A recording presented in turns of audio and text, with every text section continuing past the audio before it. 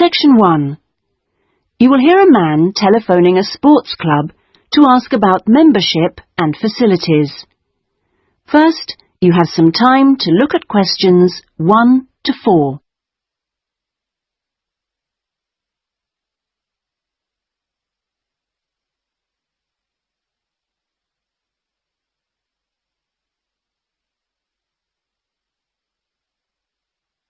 You will see that there is an example that has been done for you. On this occasion only, the conversation relating to this will be played first. Good morning. Sorry, it's gone 12. I'll start again. Good afternoon, Kingswell Sports Club. How can I help you? Oh, good afternoon. I was wondering if you could give me some information about membership and facilities. The name of the sports club is Kingswell, so Kingswell has been written in the space. Now we shall begin. You should answer the questions as you listen, because you will not hear the recording a second time. Listen carefully and answer questions 1 to 4. Good morning. Sorry, it's gone 12. I'll start again. Good afternoon, Kingswell Sports Club. How can I help you? Oh, good afternoon. I was wondering if you could give me some information about membership and facilities. Of course. What would you like to know? Do you have tennis courts, for example? No, I'm afraid we don't. We're primarily a golf club. What about football? I heard you had a team. No, I'm sorry. Perhaps you're thinking about Fresham Sports Centre. Oh, right. I know it. I played badminton there. Have you? They've got a lot of facilities we don't have, and vice versa.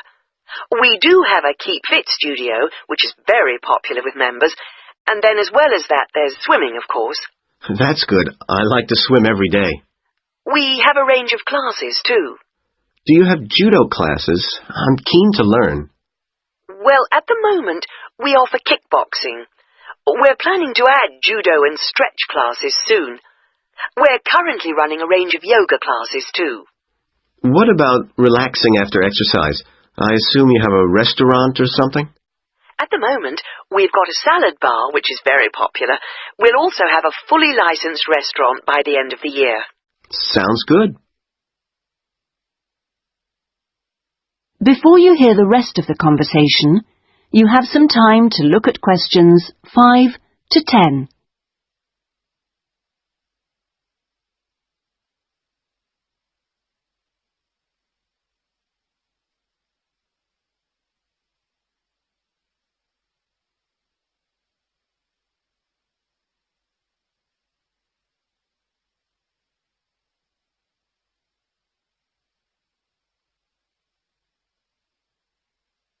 Now listen and answer questions 5 to 10. What kind of membership are you interested in? Not really sure. What are the options? Well, there are 3 different membership schemes. I see. What's the difference? Well, the first one's called Gold, and you can use all the facilities at any time of the day or week.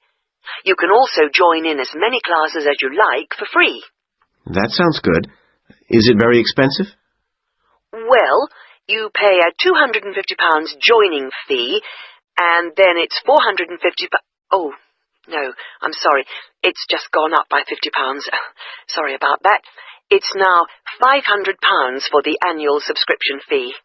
Right, got that. And what's the next type? Well, that's silver. It's the same as gold, except you have to pay a small fee of £1 per lesson for any you do, and you can only use the centre at certain times. I see. So when exactly? You can only use the facilities between 10 a.m. and 4:30 p.m. So I couldn't use the pool at 8 in the morning or evening then? That's right. Okay, and the price for that? Is the joining fee the same as for gold? Actually, it's slightly less than the £250. It's £225. but the annual fee is only £300. Does that sound more like what you want? Well, it's still rather more expensive than I thought. I'm a student here in England, and I'm only here for 6 months. Ah, then the bronze scheme would probably suit you best. How is that different? Well, some of the facilities have restricted use. And do I have to pay for classes?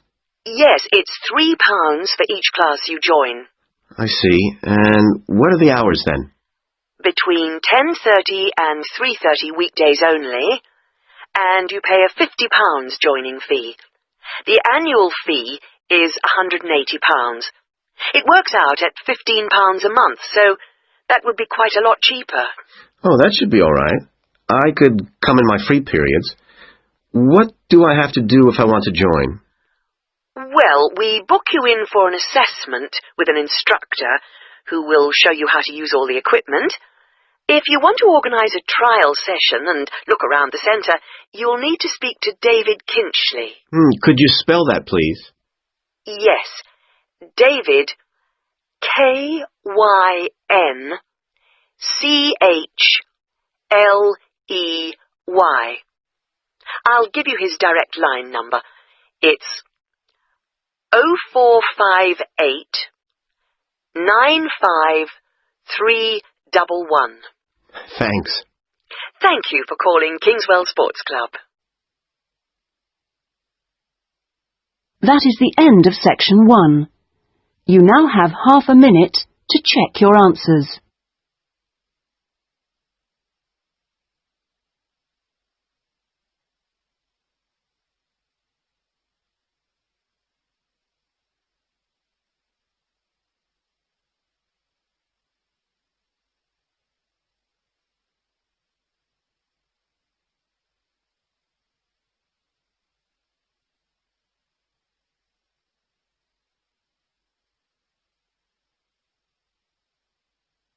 Now turn to section 2.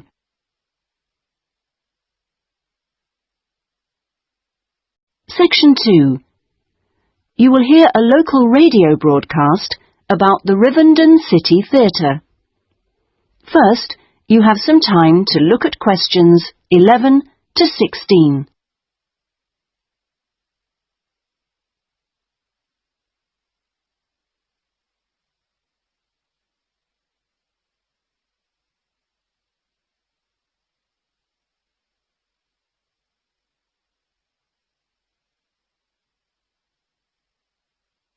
Now listen carefully and answer questions 11 to 16. And here on Radio Rivendell, we have Lynn Rawley, the Public Relations Officer of our own Rivendell City Theatre. Hello, Lynn. Hello.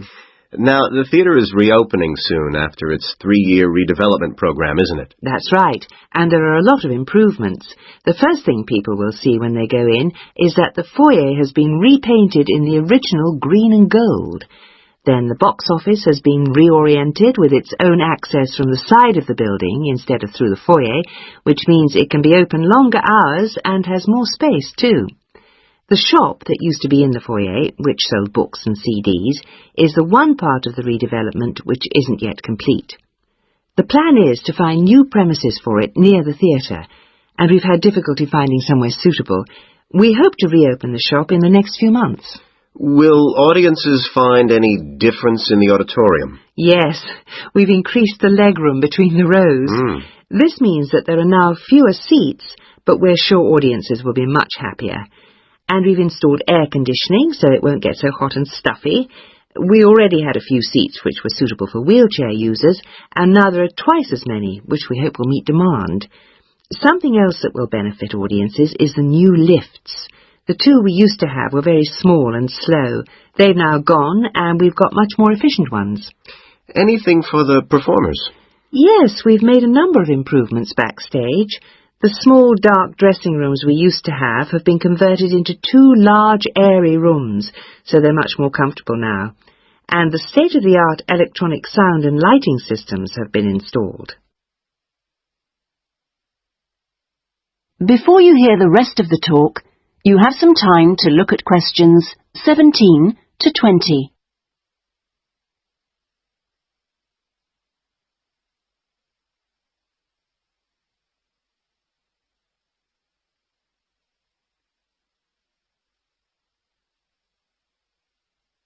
Now listen and answer questions 17 to 20.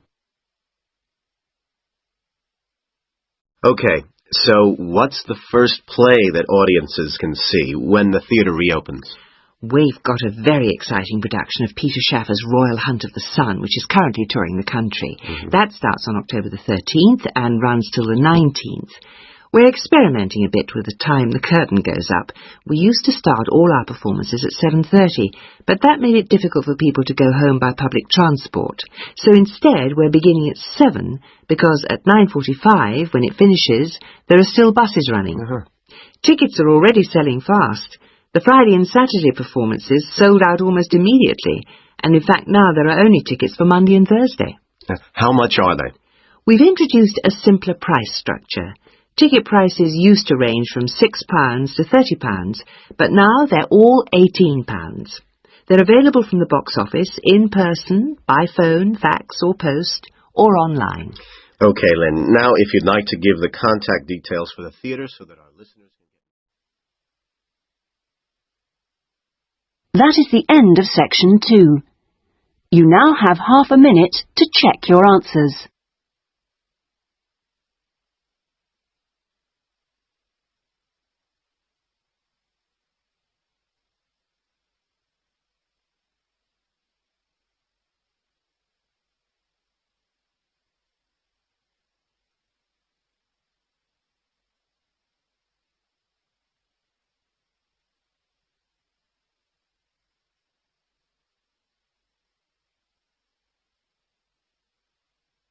Now turn to section 3.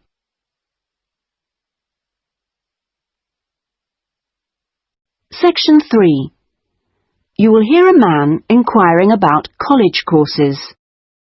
First, you have some time to look at questions 21 to 25.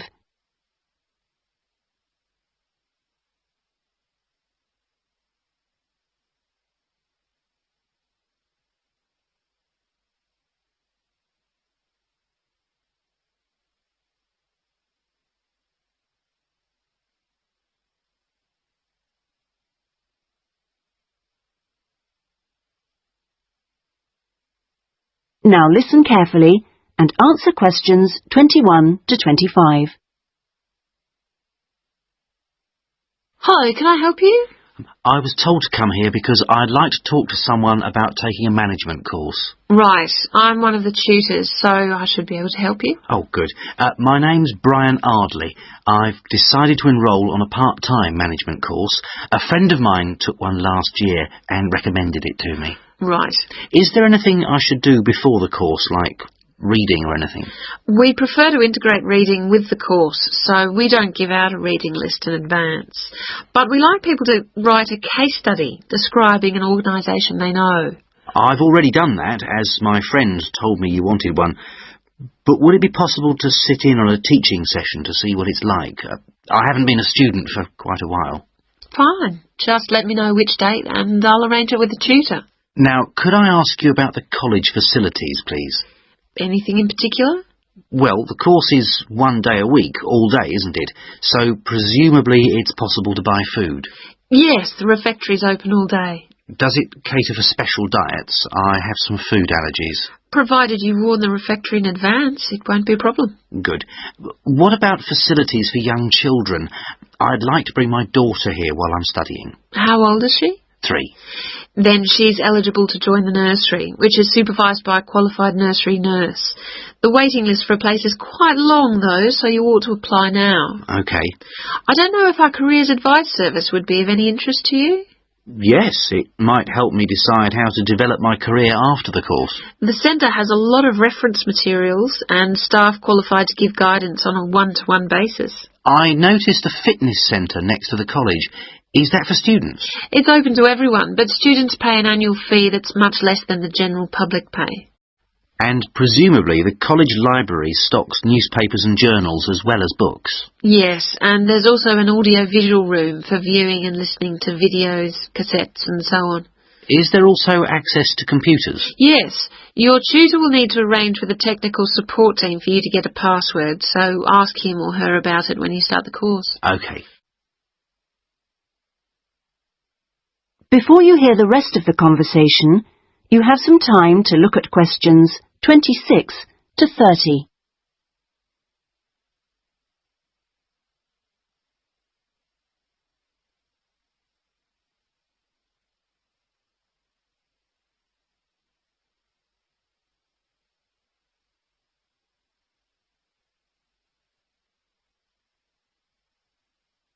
Now listen and answer questions 26 to 30. By the way, do you know about our business centre? No, what's that? It's a training resource, a collection of materials for people to study on their own or use in their own organisations. Uh-huh. You mean books and videos? Yes, and manuals for self-study, plus a lot of computer-based materials so people can work through them at their own speed and repeat anything they aren't sure about. And you can hire laptops to use in your own home or workplace, as well as printers that you can take away. Does it have anything that I could use to improve my study skills? I don't have much idea about report writing, and I'm sure I'll need it on the course. Oh yes, there's plenty of useful material. Just ask one of the staff.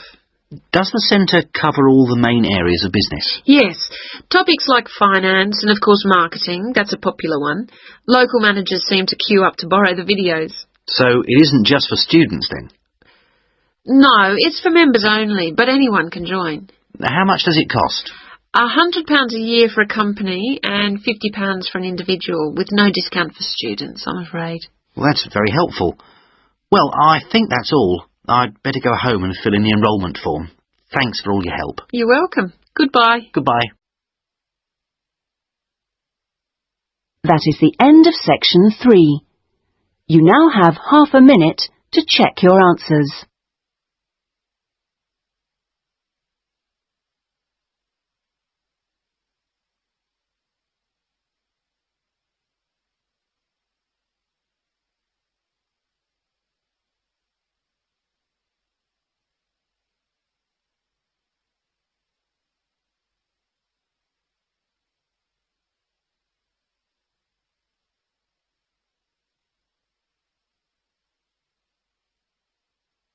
Now turn to section 4.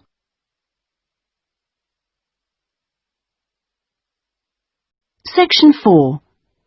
You will hear a talk on a social history of the East End of London. First, you have some time to look at questions 31 to 40.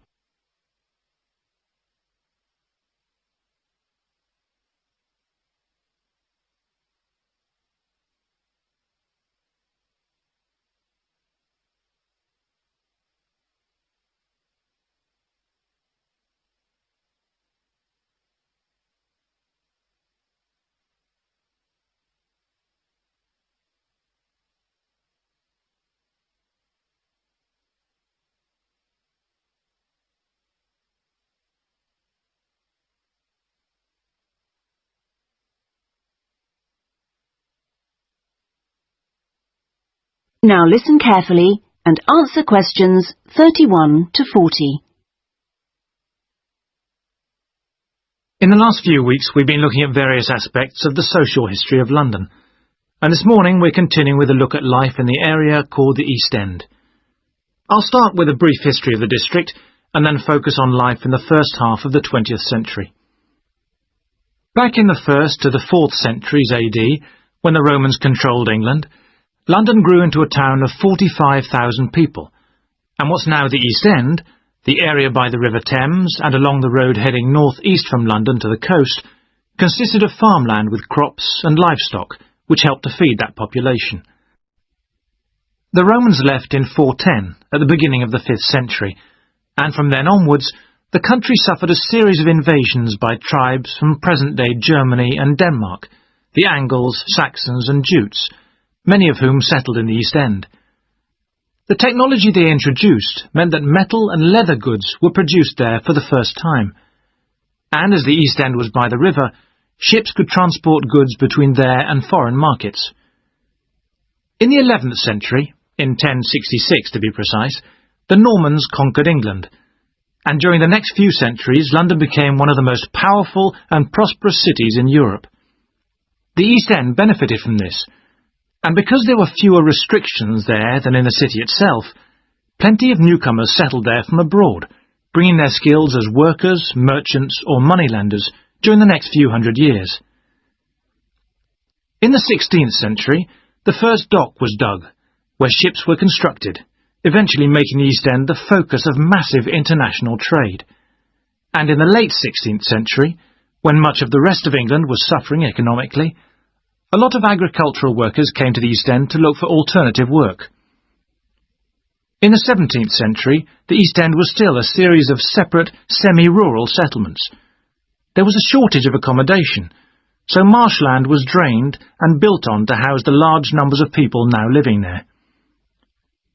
By the 19th century, London was the busiest port in the world, and this became the main source of employment in the East End. Those who could afford to live in more pleasant surroundings moved out, and the area became one where the vast majority of people lived in extreme poverty and suffered from appalling sanitary conditions.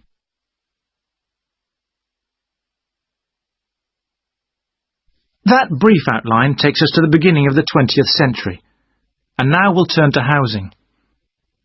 At the beginning of the century, living conditions for the majority of working people in East London were very basic indeed. Houses were crowded closely together, and usually very badly built, because there was no regulation.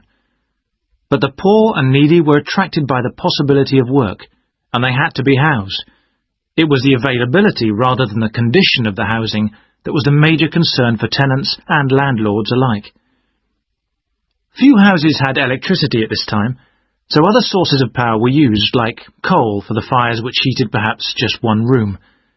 Of course, the smoke from these contributed a great deal to the air pollution for which London used to be famous. A tiny, damp, unhealthy house like this might well be occupied by 2 full families, possibly including several children, grandparents, aunts and uncles. Now, before I go on to health implications of this way of life, I'll say something about food and nutrition.